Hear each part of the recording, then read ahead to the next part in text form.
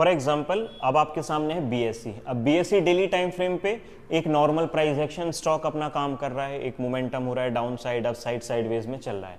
अब जो हमारा 200 ईएमए यहाँ पे इंप्लीमेंटेड है, देखो स्ट्रेटजीज कभी भी आपका सपोर्ट एंड रेजिस्टेंस आप इंक्लूड नहीं करोगे इसमें, पहली चीज। दूसरी चीज, हमें इसमें फंडामेंटल्स का कोई काम नहीं है। जैसे हम बेसिक फंडामेंटल्स टेक्निकल बेसिस पे जब कर रहे थे तो हमने मार्केट कैप की बात की थी कि लार्ज कैप की market cap 1 lakh CR, mid cap की 30,000 सीआर, ये हम देख रहे थे। स्ट्रेटजी के बेस पे हमें बस अपनी जो वॉच लिस्ट है उसमें जो ऑलरेडी स्टॉक्स हैं they are quite enough capable कि हम उन पे 200 ईएमए को इंप्लीमेंट कर सकते हैं, क्योंकि लिक्विडिटी अच्छी है उन पे, उनकी मार्केट कैप अच्छी है, उनका बिजनेस स्टेबल है। ऐसा नहीं है कि कंपनी एक दिन में डूब जाएगी। जो ऑलरेडी निफ्टी 500 की कंपनीज हैं उनकी हजारों करोड़ लाखों करोड़ की मार्केट कैप है, of course they are gonna sustain. ठीक है, तो जब भी अब हमारा ये 200 ईएमए चल रहा है और जब भी आपको देखे कि जो स्टॉक है आपकी वॉच लिस्ट से कोई भी स्टॉक अगर 200 ईएमए के पास में आता हुआ दिखाई दे रहा है, it is coming on the level of 200 EMA के पास में जब आता हुआ दिखाई दे, हमें क्या करना है, आप इसका नाम किसी कॉपी में लिख लेना, क्योंकि आप वॉच लिस्ट एक बना पाओ कि दीज आर द स्टॉक्स जो 200 ईएमए के आसपास ट्रेड कर रहे हैं। ठीक है, फिर हमें वेट करना है कि जो स्टॉक है, हमें क्या वेट करना है कि जो स्टॉक है वो 200 ईएमए की लाइन को टच करे। सपोर्ट बेस्ड स्ट्रेटजी याद करो, थर्ड टाइम जब सपोर्ट लेता था स्टॉक किसी भी ट्रेंड लाइन पे, हम वहां पे क्या करते थे, हम अपना ट्रेड प्लान करते थे, एटीआर का स्टॉप लॉस लगा के कैंडल के हाई पे एंट्री करते थे, याद है। सेम चीज हमें यहाँ पे क्या करना है कि जब भी कैंडल 200 ईएमए के पास में आके टच करती है, 200 ईएमए को टच बस कर दे, that means that is the trade जिसको हम ट्रेड करने वाले हैं। यहाँ पे देखो थोड़ा सा पहले इसने बाउंस बैक कर दिया है, यहाँ पे तो अपॉर्चुनिटी नहीं है, आगे हमें फिर से अभी मिलेगी अपॉर्चुनिटी। हमें कंटिन्यूसली क्या ट्रैक करना है, देखो एक मिनट, इसको मैं रिप्ले फिर से कर देता हूं।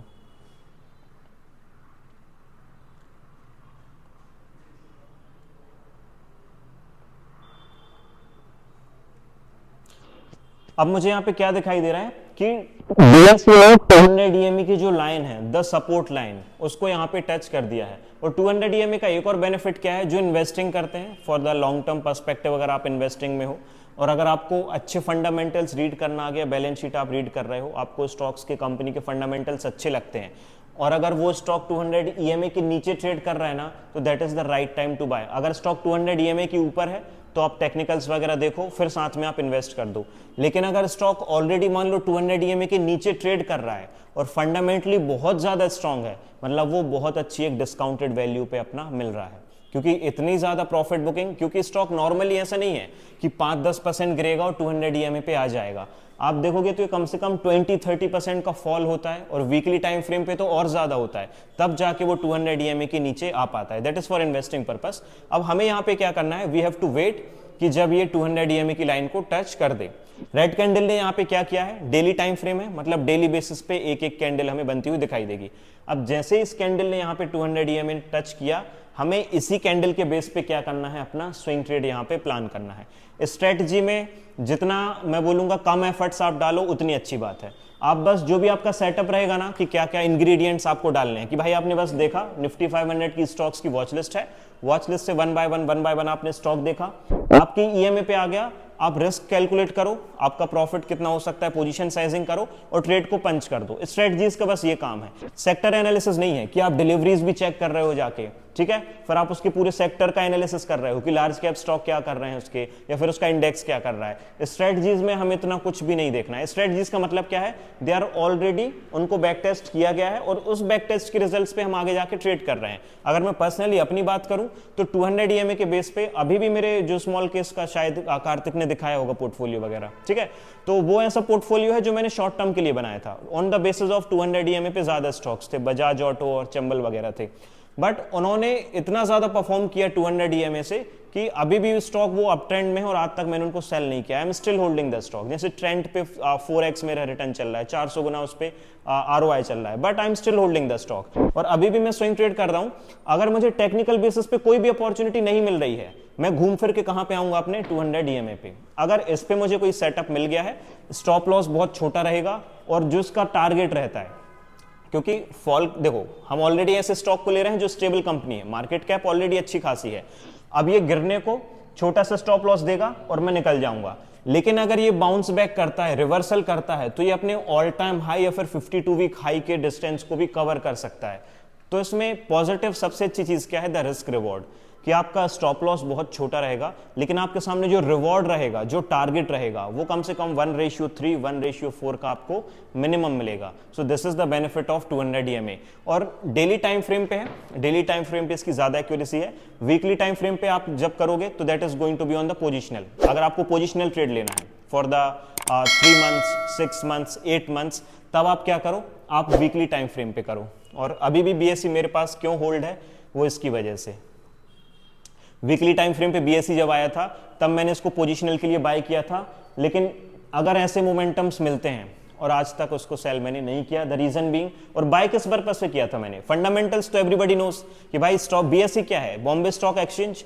अब एक्सचेंज है तब तक तो स्टॉक है, पूरा स्टॉक मार्केट है। अगर एक्सचेंज का स्टॉक डूब गया तो बाकी स्टॉक्स तो ऑटोमेटिकली खत्म है। तो ये दिस इज द कोर कि भाई ये बेस है पर्टिकुलर। जैसे NSE है, NSE लिस्टेड है कि नहीं है, क्या नाम से लिस्टेड है? अच्छा ये बताओ, तुमने नहीं बोला था ना? नहीं बोला था, नहीं बोला था।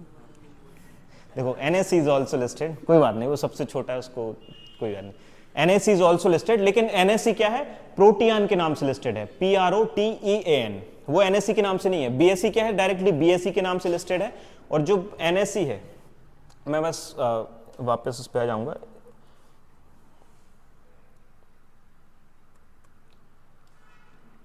ये जो आपका स्टॉक है, दिस इज NSE। ये क्या है, ये NSE का स्टॉक ही है। तो जिसको अभी लॉन्ग टर्म के लिए बाय करना है, बिल्कुल बाय करके छोड़ दो। जो BSE में जो रैली आ चुकी है वो इसमें अभी नहीं आई है। आप खुद देखो, लिस्ट हुआ था अराउंड एट 800, 2 गुना तो हो चुका है, 2x तो हो चुका है 2000 नवंबर से लेके जुलाई में ही, जुलाई बोल रहा हूँ, जनवरी में, सॉरी, वीकली टाइम फ्रेम पे, नवंबर, दिसंबर, जनवरी, वाओ, 1.5 साल, 1 साल 3 महीने हो गए हैं। तो इनफ है, 1 साल 3 महीने में आपके 2 गुना रिटर्न, और आपको क्या चाहिए, आपका लार्ज कैप इसके जैसे स्टॉक 2 गुना हो गए। बस मैं कवर कर रहा था कि NSE इज ऑल्सो लिस्टेड। बाकी वापस आते हैं हमारे, चलो डेली टाइम फ्रेम पे आप स्विंग ट्रेड पंच करोगे ऑन 200 EMA स्ट्रेटजी, और वीकली टाइम फ्रेम पे आप पोजिशनल ट्रेड पंच करोगे। पोजिशनल क्यों बोल रहा हूं मैं, देखो, क्योंकि अगर वीकली टाइम फ्रेम रहेगा, जैसे वीकली टाइम फ्रेम ही है, तो एक एक कैंडल क्या है, ये एक एक हफ्ते को हमें इंडिकेट कर रही है। मींस जो लास्ट 4 कैंडल्स हैं ये 1 महीने के डेटा को शो कर रही हैं, राइट, कि 1 महीने में इतना मोमेंटम है। अब अगर आप इसको स्विंग पर्पस के लिए लेते हो तो आप खुद देखो, कम से कम ये 2 से 3 महीने साइडवेज में चला था, तो फिर मैं उसको स्विंग नहीं बोलूंगा अगर वो 2 महीने एक्सीड कर गया है। That will be called as the positional, क्योंकि वो 2 महीने एक्सीड कर चुका है। तो वीकली टाइम फ्रेम पे ये प्रॉब्लम है कि अगर ये इतना साइडवेज में चलेगा, तो अगर आप इसको स्विंग पर्पस के लिए लेते हो कि मैं तो 1 महीने के लिए ले रहा हूं, हो सकता है वो साइडवेज में ही चले और आप एग्जिट कर दो। तो पहले से व्यू बना के चलना that you are buying this particular stock for positional, as a positional trade, कि भाई 3 महीने 6 महीने कम से कम बैठना बाय करके। क्योंकि खुद देखो, 3 महीने जिसने, और अगले और 2-3 महीने, अब जिसने यहाँ पे पेशेंस रखा उसको ये रिटर्न मिला, राइट, बट जिसने यहाँ पे पेशेंस खो दिया उसने ये भी रैली। फिर होता क्या है, ऐसे में जब स्टॉक भाग जाता है ना, फिर यहाँ पे लगता है कि यार शायद अब बाय कर लेना चाहिए, और फिर वही काम होता है कि फिर पोजीशन बिल्डअप होगी, फिर लगेगा मेरे बाय करते ही फिर साइडवेज में फंस गया, और इस चक्कर में मतलब ऐसा सर्कल चलता रहता है। ठीक है, तो स्टार्ट करते हैं विद द डेली, कि डेली टाइम फ्रेम पे आप कैसे ट्रेड करोगे। अब जिस कैंडल ने आपके 200 EMA को टच कर दिया है, इस कैंडल के बेस पे हमारा ट्रेड प्लान होगा। Entry as usual support based strategy के जैसे होगी, कैंडल के हाई पे। कैंडल के हाई पे एंट्री करने का लॉजिक क्या है, कोई बताएगा? हमने सपोर्ट बेस्ड स्ट्रेटजी में पढ़ा था। कैंडल की हाई पे एंट्री क्यों कर रहे हैं? ऐसा क्यों नहीं कि नेक्स्ट कैंडल पे हम एंट्री कर लें? कंफर्मेशन कि भाई buyers are getting in the power again, क्योंकि हो सकता है अगली रेड कैंडल बने और फिर नीचे नीचे जाता जाए, राइट, बट एक ग्रीन कैंडल अगर वापस से इसको हाई को ब्रेक करती है, that is kind of an confirmation कि बायर्स आर एक्यूमुलेटिंग अगेन, और यहां से वापस स्टॉक के ऊपर पुल बैक करा सकते हैं।